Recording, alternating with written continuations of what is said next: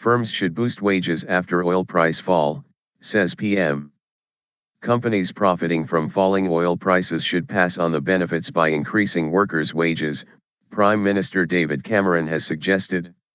He also urged employers to pay the living wage, which is higher than the national minimum wage of £6.50 an hour. Figures show record earnings in the manufacturing and service sectors as firms benefit from cheaper oil. Labour has campaigned on the cost of living and said there was a difference between the PM's rhetoric and reality. The price of a barrel of oil has fallen to less than $50 in recent months, less than half its value last summer, amid falling demand and increased U.S. shale field production.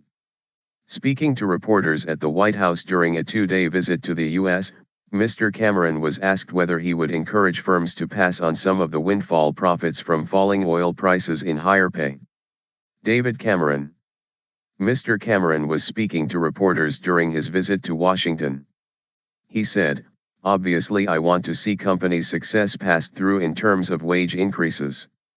It has to be done in a way that's affordable, and in a way that companies can continue to grow. We need to see productivity increase."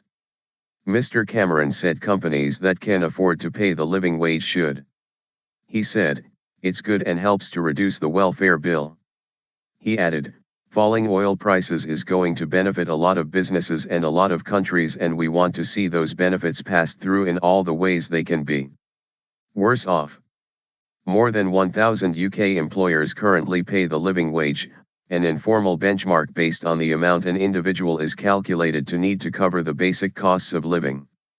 Promoted by the Living Wage Foundation, it is currently £9.15 an hour in London and £7.85 an hour outside the capital.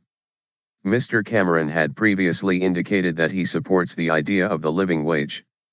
He told reporters in Washington that sticking to the government's economic plan was the only sustainable way to create jobs and raise living standards. The Labour leader, Ed Miliband, who has long talked about the cost of living crisis, has said he favoured including the living wage in his party's manifesto for the general election. In response to Mr. Cameron's comments in the US, a Labour Party spokesman told the BBC the coalition was the first government since the 1920s to leave people worse off at the end of Parliament than at the beginning. The party has argued that most people are yet to benefit from the recovery in the UK economy, as there has been below-inflation wage rises and a squeeze on living standards under the coalition.